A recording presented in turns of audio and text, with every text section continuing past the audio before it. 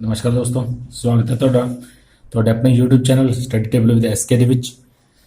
ਹਾਜ਼ਰ ਹਾਂ ਜੀ ਆਪਾਂ ਤੁਹਾਡੇ ਸਾਹਮਣੇ ਇੱਕ ਹੋਰ ਮੋਸਟ ਇੰਪੋਰਟੈਂਟ ਕੁਐਸਚਨ ਦੀ ਸੀਰੀਜ਼ ਲੈ ਕੇ। ਤਾਂ ਸਟਾਰਟ ਕਰਦੇ ਹਾਂ ਆਪਣੀ ਅੱਜ ਦੀ ਸੀਰੀਜ਼। ਪਹਿਲਾ ਕੁਐਸਚਨ ਤੁਹਾਡੇ ਸਾਹਮਣੇ ਹੈ ਜੀ, ਇੱਧਰ ਕੁਝ ਇੰਪੋਰਟੈਂਟ ਐਕਟ ਲਿਖੇ ਹੋਏ ਨੇ ਜੀ, ਕੁਝ ਕਾਨੂੰਨ ਨੇ ਜਿਹੜੇ ਬਣਾਏ ਗਏ। ਇੱਧਰ ਲਿਖਿਆ ਹੋਇਆ ਸਮਾਂ ਕਿ ਕਦੋਂ ਉਹ ਕਾਨੂੰਨ ਜਿਹੜੇ ਉਹ ਬਣਾਏ ਗਏ। ਇਹ ਬਹੁਤ ਇੰਪੋਰਟੈਂਟ ਹੈ ਜੀ, ਯਾਦ ਰੱਖਣਾ, ਕਿਉਂਕਿ ਬਹੁਤ ਵਾਰੀ ਕੁਐਸਚਨ ਇਹਨਾਂ 'ਚੋਂ ਪੁੱਛੇ ਜਾਂਦੇ ਆ। ਤਾਂ ਪਹਿਲਾ ਕੁਐਸਚਨ ਹੈਗਾ ਤੁਹਾਡਾ ਜੀ, ਨਿਊਜ਼ਪੇਪਰ ਐਕਟ। ਨਿਊਜ਼ਪੇਪਰ ਐਕਟ ਜਿਹੜਾ ਹੈ ਉਹ ਕਦੋਂ ਪਾਸ ਕੀਤਾ ਗਿਆ? ਉਹ ਕੀਤਾ ਗਿਆ ਜੀ 1908 ਦੇ ਵਿੱਚ ਜਿਹੜਾ ਨਿਊਜ਼ਪੇਪਰ ਐਕਟ ਪਾਸ ਕੀਤਾ ਗਿਆ। ਉਸ ਤੋਂ ਬਾਅਦ ਸੈਕੰਡ ਹੈ ਜੀ ਆਪਣਾ repeal and amendment act. Repeal and amendment act ਜਿਹੜਾ ਹੈ ਉਹ ਪਾਸ ਕੀਤਾ ਗਿਆ 1922 ਦੇ ਵਿੱਚ। ਥਰਡ ਹੈ ਜੀ ਆਪਣਾ foreign relation act. Foreign relation act ਜਿਹੜਾ ਹੈ ਉਹ ਪਾਸ ਕੀਤਾ ਗਿਆ 1932 ਦੇ ਵਿੱਚ। ਅਤੇ ਚੌਥਾ ਹੈ ਆਪਣਾ ਜੀ Indian states protection act. Indian state protection ਇਹ ਪਾਸ ਕੀਤਾ ਗਿਆ ਆਪਣਾ ਜੀ 1934 ਦੇ ਵਿੱਚ। ਠੀਕ ਹੈ, ਤਾਂ ਇਹਨਾਂ ਦੇ ਵਿੱਚੋਂ ਜਿਹੜਾ ਨਿਊਜ਼ਪੇਪਰ ਐਕਟ ਹੈ, ਨਿਊਜ਼ਪੇਪਰ ਐਕਟ ਜਿਹੜਾ ਕਿ 1908 ਦੇ ਵਿੱਚ ਪਾਸ ਕੀਤਾ ਗਿਆ, ਇਸ ਦੇ ਤਹਿਤ ਕੀ ਸੀਗਾ ਕਿ ਕੋਈ ਵੀ ਅਖਬਾਰ ਕਤਲ ਜਾਂ ਹਿੰਸਾ ਦੀ ਜਿਹੜੀ ਕਾਰਵਾਈ ਹੈ ਉਸ ਨੂੰ ਕਰਨ ਲਈ ਉਕਸਾਉਣ ਸੰਬੰਧੀ ਜਿਹੜਾ ਹੈ ਉਹ ਲੇਖ ਨਹੀਂ ਛਾਪ ਸਕਦਾ। ਕਿਸੇ ਨੂੰ ਹਿੰਸਾ ਜਾਂ ਕਤਲ ਕਰਨ ਲਈ ਉਕਸਾਉਣ ਲਈ ਜਿਹੜਾ ਲੇਖ ਉਹ ਨਹੀਂ ਲਿਖ ਸਕਦਾ। ਉਹ ਇਸ ਐਕਟ ਦੇ ਤਹਿਤ ਜਿਹੜਾ ਉਹ ਪਾਸ ਕੀਤਾ ਗਿਆ। ਉਸ ਤੋਂ ਬਾਅਦ ਜਿਹੜਾ ਫੋਰਨ ਰਿਲੇਸ਼ਨ ਐਕਟ ਹੈ ਜਿਹੜਾ 1932 ਚ ਪਾਸ ਕੀਤਾ ਗਿਆ, ਇਸ ਦੇ ਤਹਿਤ ਇਹ ਸੀਗਾ ਕਿ ਕੋਈ ਵੀ ਅਖਬਾਰ ਜਾਂ ਪੁਸਤਕ ਦੇ ਵਿੱਚ ਅਜਿਹੀ ਗੱਲ ਨਹੀਂ ਛਾਪ ਸਕਦਾ ਸੀਗਾ ਜਿਸ ਨਾਲ ਕਿ ਬ੍ਰਿਟਿਸ਼ ਸਰਕਾਰ ਦੇ ਵਿਦੇਸ਼ੀ ਰਾਜਾਂ ਦੇ ਨਾਲ ਜਿਹੜੇ ਸਬੰਧ ਵਿਗੜਨ, ਵਿਦੇਸ਼ੀ ਰਾਜਾਂ ਨਾਲ ਸਬੰਧ ਵਿਗੜਨ। ਉਸ ਲਈ ਉਹਨਾਂ ਨੇ ਫੋਰਨ ਰਿਲੇਸ਼ਨ ਐਕਟ ਜਿਹੜਾ ਉਹ ਪਾਸ ਕੀਤਾ 1932 ਦੇ ਵਿੱਚ। ਇਸ ਤੋਂ ਇਲਾਵਾ ਜਿਹੜਾ ਹੈ ਜੀ ਇਹ ਹੈ ਇੰਡੀਅਨ ਸਟੇਟ ਪ੍ਰੋਟੈਕਸ਼ਨ ਐਕਟ। ਇਹਦੇ ਤਹਿਤ ਕੀ ਸੀਗਾ ਜਿਹੜਾ 1934 ਚ ਪਾਸ ਕੀਤਾ ਗਿਆ। ਇਸ ਦਾ ਉਦੇਸ਼ ਸੀਗਾ ਕਿ ਦੇਸੀ ਰਿਆਸਤਾਂ 'ਚ ਲੋਕਤੰਤਰੀ ਅਤੇ ਪ੍ਰਗਤੀਸ਼ੀਲ ਜਿਹੜੇ ਵਿਚਾਰ ਨੇ ਉਹਨਾਂ ਦੇ ਪ੍ਰਸਾਰ ਨੂੰ ਰੋਕਣਾ।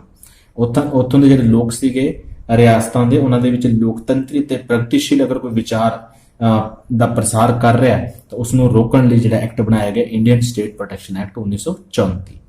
ਠੀਕ ਹੈ ਜੀ, ਤਾਂ ਇੰਪੋਰਟੈਂਟ ਨੇ, ਤੁਸੀਂ ਸਾਰੇ ਇੱਕ ਵਾਰੀ ਯਾਦ ਕਰ ਲੈਣੇ। ਅਗਲਾ ਕੁਐਸਚਨ ਹੈ ਜੀ, ਮੁੰਨੀ ਬੇਗਮ ਕੌਣ ਸੀ? ਮੁੰਨੀ ਬੇਗਮ ਕੌਣ ਸੀ?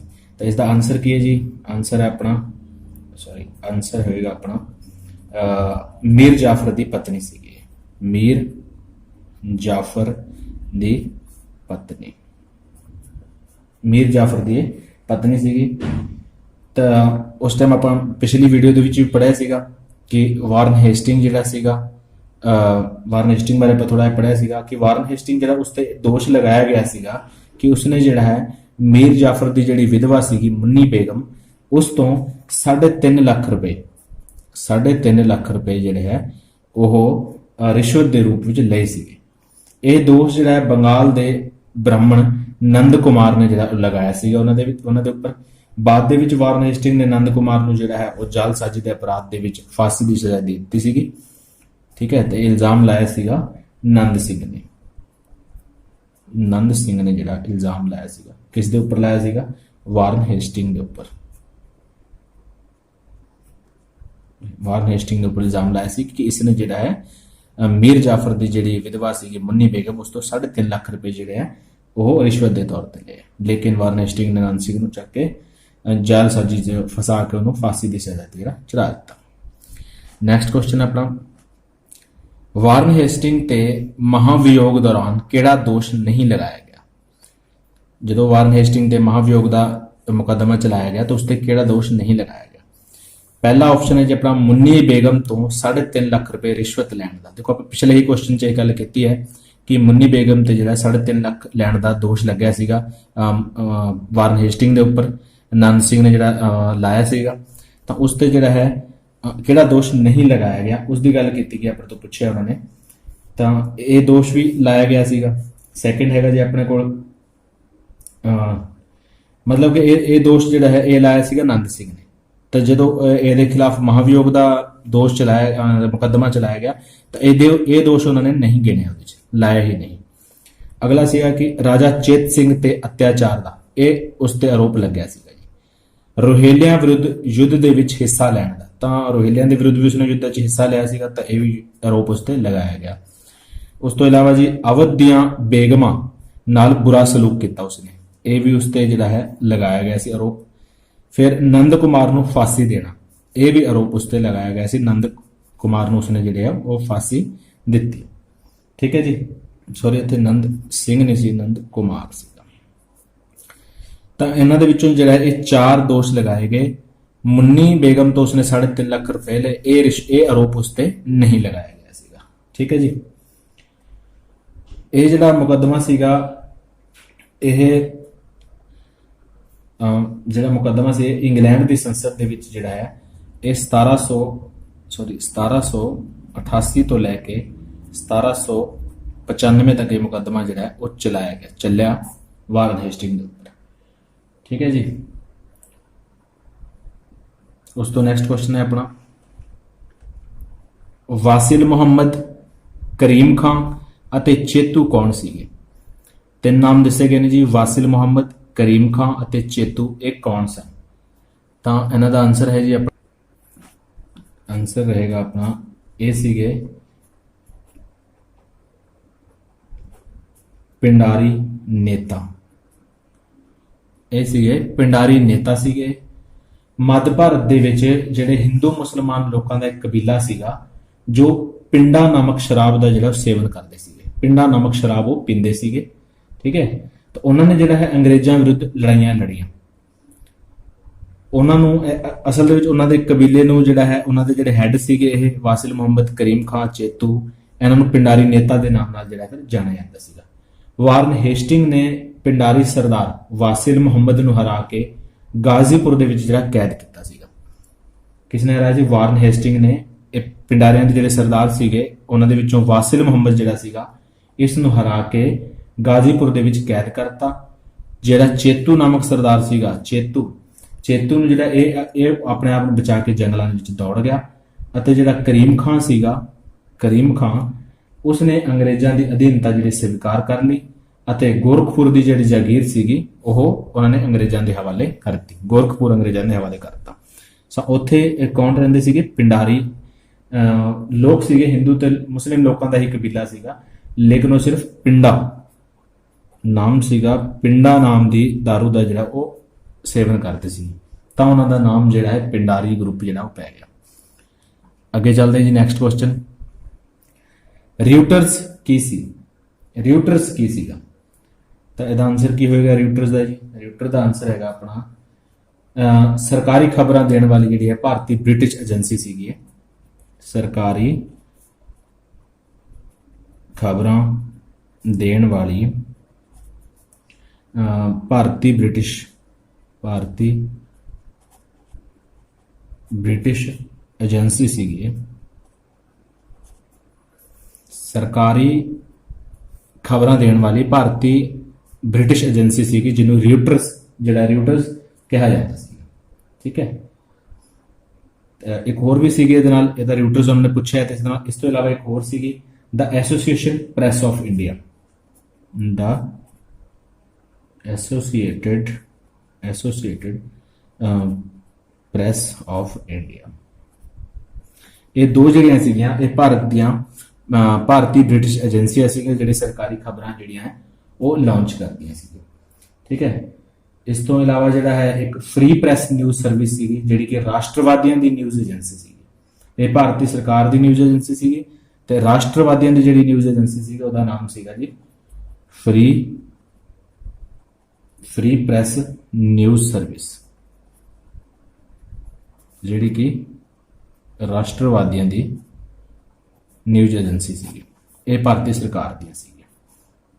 ਅੱਗੇ ਕੁਐਸਚਨ ਹੈ ਜੀ ਆਪਣਾ, ਬੰਗਾਲ ਰੈਂਟ ਐਕਟ ਕਦੋਂ ਪਾਸ ਕੀਤਾ ਗਿਆ? ਬੰਗਾਲ ਰੈਂਟ ਐਕਟ ਜਿਹੜਾ ਹੈ ਉਹ ਕਦੋਂ ਪਾਸ ਕੀਤਾ ਗਿਆ? ਤਾਂ ਇਸ ਦਾ ਰਾਈਟ ਆਨਸਰ ਕੀ ਹੋਏਗਾ ਜੀ? ਇਸ ਦਾ ਰਾਈਟ ਆਨਸਰ ਹੋਏਗਾ 1859 ਦੇ ਵਿੱਚ। 1859 ਦੇ ਵਿੱਚ ਜਿਹੜਾ ਹੈ ਉਹ ਬੰਗਾਲ ਰੈਂਟ ਐਕਟ ਪਾਸ ਕੀਤਾ ਗਿਆ। ਲਾਰਡ ਕੈਨਿੰਗ ਜਿਹੜਾ ਸੀਗਾ, ਲਾਰਡ ਕੈਨਿੰਗ ਨੇ ਖੇਤੀ ਸੰਬੰਧੀ ਜਿਹੜਾ ਉਹਨੇ ਕਈ ਸੁਧਾਰ ਕੀਤੇ, ਇਹ ਆਪਾਂ ਪੜ੍ਹਿਆ। ਇਸ ਐਕਟ ਰਾਹੀਂ ਜਿਹੜਾ ਹੈ ਉਸਨੇ ਬੰਗਾਲ ਦੇ ਕਿਸਾਨਾਂ ਦਾ ਕਿਰਾਇਆ ਨਿਸ਼ਚਿਤ ਕੀਤਾ ਗਿਆ ਉਹਨਾਂ ਨੇ, ਅਤੇ ਜਿਹੜੀ ਉਹਨਾਂ ਨੂੰ ਸੁਰੱਖਿਆ ਵੀ ਜਿਹੜੀ ਹੈ ਉਹ ਦਿੱਤੀ ਗਈ। ਜਿਹੜੇ ਕਿਸਾਨ ਜ਼ਮੀਨ ਤੇ ਪਿਛਲੇ ਮੰਨ ਲਓ 12 ਸਾਲਾਂ ਤੋਂ ਕੰਮ ਕਰ ਰਹੇ ਸੀਗੇ ਉਹਨਾਂ ਨੂੰ ਜ਼ਮੀਨ ਤੇ ਕਬਜ਼ਾ ਸੰਬੰਧੀ ਕਾਸ਼ਤਕਾਰੀ ਜਿਹੜੇ ਅਧਿਕਾਰ ਸੀਗੇ ਉਹ ਉਹਨਾਂ ਨੂੰ ਦੇ ਦਿੱਤੇ ਗਏ। इस तरह उन्होंने किसानां दी जिहड़ी है वो इस तरह हैल्प की। ये 12 साल तो जिहड़े किसान ਜ਼ਮੀਨ ਤੇ ਆਪਣੇ ਕੰਮ ਕਰ ਰਹੇ ਨੇ ਉਹ ਉਹਨਾਂ ਨੂੰ ਉਸ ਤੇ ਉਹਨਾਂ ਦਾ ਕਬਜ਼ਾ ਦੇ ਦਿੱਤਾ ਗਿਆ ਅਤੇ ਉਹਨਾਂ ਦਾ ਕਿਸਾਨਾਂ ਦਾ ਜਿਹੜਾ ਕਿਰਾਇਆ ਉਹ ਨਿਸ਼ਚਿਤ ਕਰ ਦਿੱਤਾ ਗਿਆ ਵੀ ਇੰਨਾ ਹੀ ਕਿਰਾਇਆ ਦੇਣਾ। ਲੁੱਟ ਮਾਰ ਤੋਂ ਜਿਹੜਾ ਕਿਸਾਨ ਉਹ ਬਚੇ ਤਾਂ ਇਸ ਲਈ ਉੱਥੇ ਪਾਸ ਕੀਤਾ ਗਿਆ ਬੰਗਾਲ ਰੈਂਟ ਐਕਟ। ਠੀਕ ਹੈ, ਕਦੋਂ ਪਾਸ ਕੀਤਾ ਗਿਆ? 1859 ਦੇ ਵਿੱਚ। ਨੈਕਸਟ ਕੁਐਸਚਨ ਹੈ ਆਪਣਾ ਜੀ, 4 ਸਰਕਟ ਕੋਰਟ ਦੀ ਸਥਾਪਨਾ ਕਿੱਥੇ ਨਹੀਂ ਕੀਤੀ ਗਈ? 4 ਸਰਕਟ ਕੋਰਟਸ ਜਿਹੜੀਆਂ ਸੀਗੀਆਂ ਉਹਨਾਂ ਦੀ ਸਥਾਪਨਾ ਕਿੱਥੇ ਨਹੀਂ ਕੀਤੀ ਗਈ? ਹੁਣ ਜਿਹੜਾ ਲਾਰਡ ਕਾਰਨਵਾਲਿਸ ਸੀਗਾ ਉਸਨੇ ਜਿਹੜਾ ਹੈ 4 ਸਥਾਨਾਂ ਦੇ ਉੱਪਰ ਜਿਹੜਾ 4 ਸਰਕਟ ਅਦਾਲਤਾਂ ਦੀ ਸਥਾਪਨਾ ਕੀਤੀ ਸੀਗੀ। ਠੀਕ ਹੈ ਜੀ, ਜਿਸ ਦੇ ਵਿੱਚ ਕੀ ਸੀਗਾ ਕਿ ਜਿਹੜੇ ਜੱਜ ਸੀਗੇ ਉਹ ਆਪਣੀ ਆਪਣੀ ਡਿਵੀਜ਼ਨ ਦੇ ਵਿੱਚ ਦੌਰਾ ਕਰਕੇ ਜਿਹੜਾ ਉਹ ਫੈਸਲਾ ਕਰਵਾਉਂਦੇ ਸੀਗੇ। ਆਪਣੀ ਡਿਵੀਜ਼ਨ ਚੋਂ ਜਾਂਦੇ ਸੀਗੇ, ਉਸ ਪੂਰੀ ਡਿਵੀਜ਼ਨ ਦਾ ਦੌਰਾ ਕਰਦੇ ਸੀਗੇ ਤੇ ਜਿੱਥੇ ਜੋ ਕੇਸ ਸੀਗਾ ਉੱਥੇ ਜਿਹੜਾ ਉਹਨਾਂ ਦਾ ਉਹ ਫੈਸਲਾ ਕਰਵਾਉਂਦੇ ਸੀਗੇ। ਤਾਂ ਜਿਹੜੀਆਂ ਉਹ 4 ਬਣਾਈਆਂ ਗਈਆਂ ਉਹ ਕਿਹੜੀਆਂ ਸੀਗੀਆਂ? ਉਹਨਾਂ ਦੇ ਵਿੱਚੋਂ ਪਹਿਲੀ ਸੀਗੀ ਜੀ ਪਟਨਾ ਦੇ ਵਿੱਚ, ਪਹਿਲੀ ਸੀ ਪਟਨਾ ਦੇ ਵਿੱਚ। ਦੂਜੀ ਜਿਹੜੀ ਬਣਾਈ ਗਈ ਉਹ ਬਣਾਈ ਗਈ ਢਾਕਾ ਦੇ ਵਿੱਚ। ਤੀਜੀ ਜਿਹੜੀ ਸੀ ਉਹ ਬਣਾਈ ਗਈ ਮੁਰਸ਼ਿਦਾਬਾਦ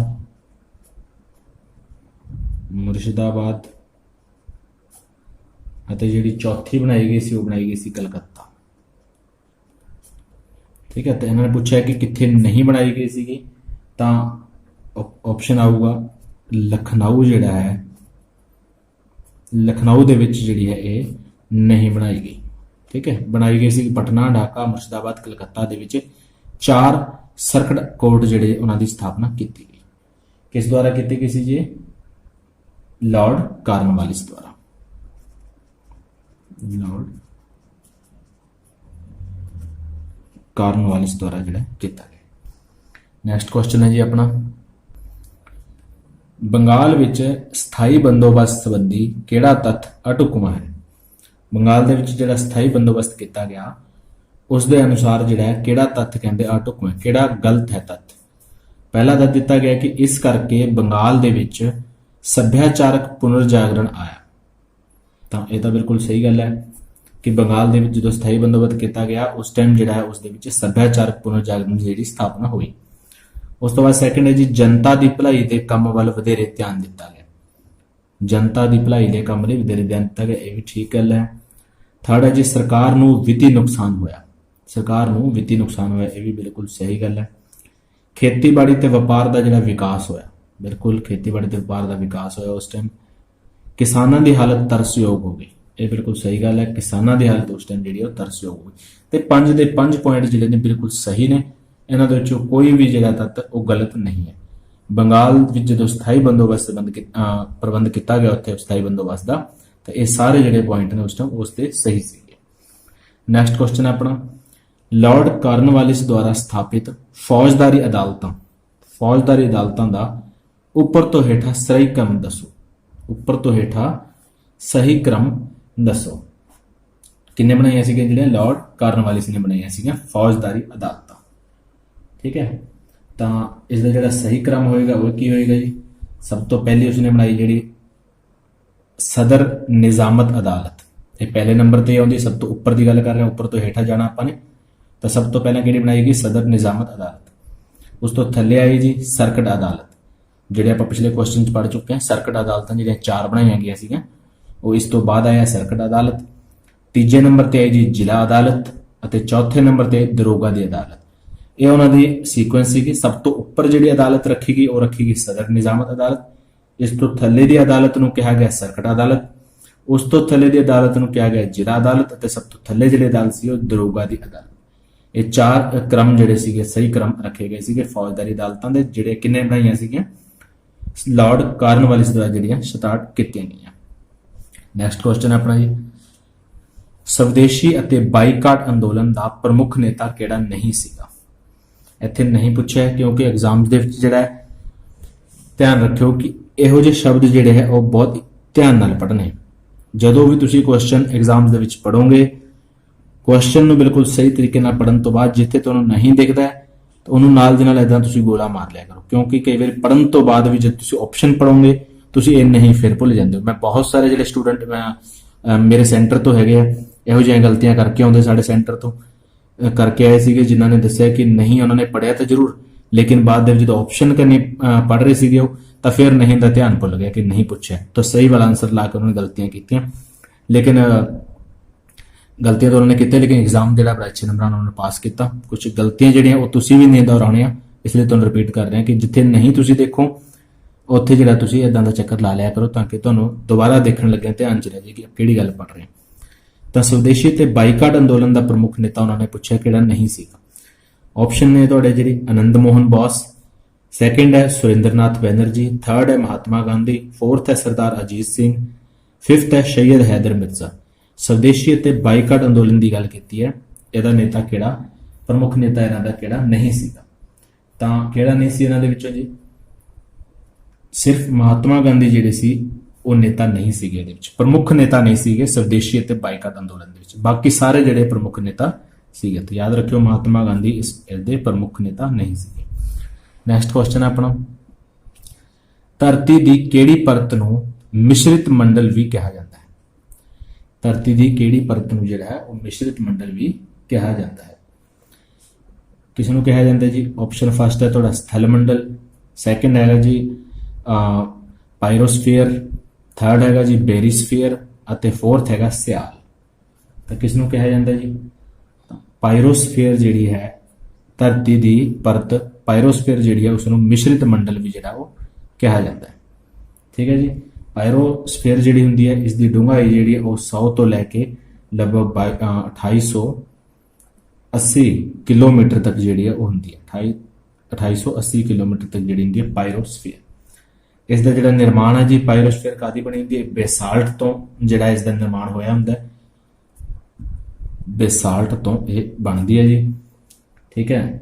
ਸਿਆਲ ਆਪਾਂ ਨੇ ਪੜ੍ਹਿਆ, ਸਿਆਲ, ਸੀਮਾ ਅਤੇ ਨਿਫੇ ਜਿਹੜੇ ਆਪਾਂ ਧਰਤੀ ਦੀਆਂ ਪਰਤਾਂ ਪੜ੍ਹਦੇ ਹਾਂ, ਧਰਤੀ ਦੀਆਂ ਪਰਤਾਂ ਦੇ ਨਾਮ ਜਿਹੜੇ ਨੇ, ਜਿਹੜੇ ਆਪਾਂ ਪੜ੍ਹੇ ਨੇ ਅੱਜ ਤੱਕ, ਸਿਆਲ ਆਪਾਂ ਪੜ੍ਹਿਆ ਹੈ, ਸਿਆਲ, ਫਿਰ ਉਸ ਤੋਂ ਬਾਅਦ ਪੜ੍ਹਦੇ ਹਾਂ ਜੀ ਆਪਾਂ ਸੀਮਾ, ਉਸ ਤੋਂ ਬਾਅਦ ਆਪਾਂ ਪੜ੍ਹਦੇ ਹਾਂ ਜੀ ਨਿਫੇ।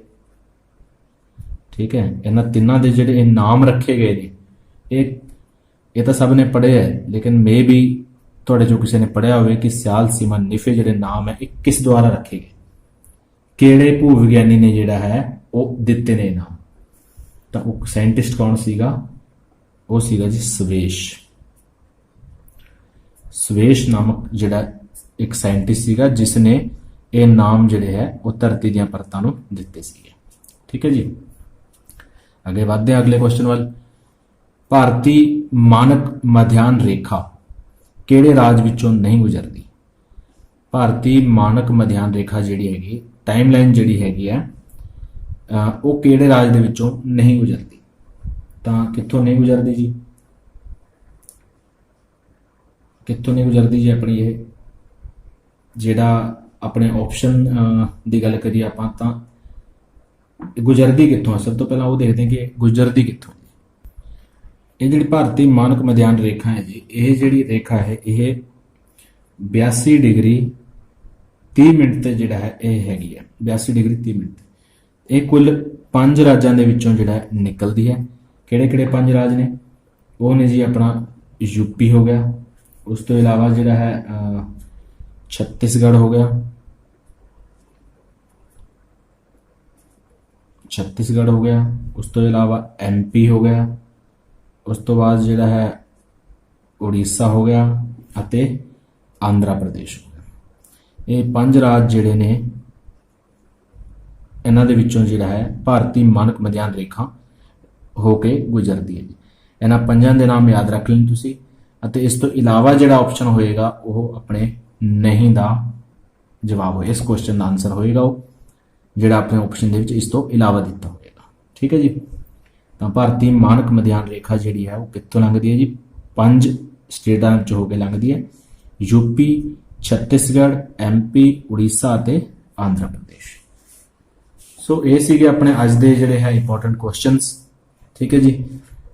ਉਮੀਦ ਕਰਦੇ ਹਾਂ ਤੁਹਾਨੂੰ ਇਹ ਵੀ ਸਮਝ ਆਏ ਹੋਣਗੇ। ਤਾਂ ਅਗਲੀ ਵੀਡੀਓ ਦੇ ਵਿੱਚ ਕੁਝ ਹੋਰ ਇੰਪੋਰਟੈਂਟ ਕੁਐਸਚਨ ਲੈ ਕੇ ਤੁਹਾਡੇ ਸਾਹਮਣੇ ਹਾਜ਼ਰ ਹੋਵਾਂਗੇ। ਤਦ ਤੱਕ ਤੁਸੀਂ ਜਿਹੜਾ ਹੈ ਇਹਨਾਂ ਕੁਐਸਚਨ ਨੂੰ ਪੜ੍ਹੋ, ਯਾਦ ਕਰੋ, ਇੰਜੋਏ ਕਰੋ ਕੁਐਸਚਨਸ ਦੇ ਨਾਲ। ਠੀਕ ਹੈ ਜੀ। ਤੋ ਮਿਲਦੇ ਹਾਂ ਆਪਾਂ ਅਗਲੀ ਵੀਡੀਓ ਦੇ ਵਿੱਚ ਹੀ ਅਗਲੇ ਕੁਝ ਕੁਐਸਚਨਸ ਦੇ ਨਾਲ। ਤਦ ਤੱਕ ਦੇ ਲਈ ਜੀ ਧੰਨਵਾਦ।